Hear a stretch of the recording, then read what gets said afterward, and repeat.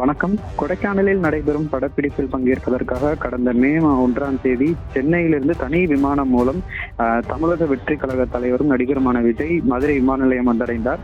அப்போது அவரை வரவேற்பதற்காக ஆயிரக்கணக்கான கட்சி தொண்டர்கள் மதுரை விமான நிலையத்தில் ஒன்று கூடினர். இதனால் விமான நிலையத்தில் வைக்கப்பட்டுள்ள தடுப்பு கம்பிகள் சேதமடைந்தன. மேலும் போக்குவரத்து பாதிப்புகள் ஏற்பட்டது.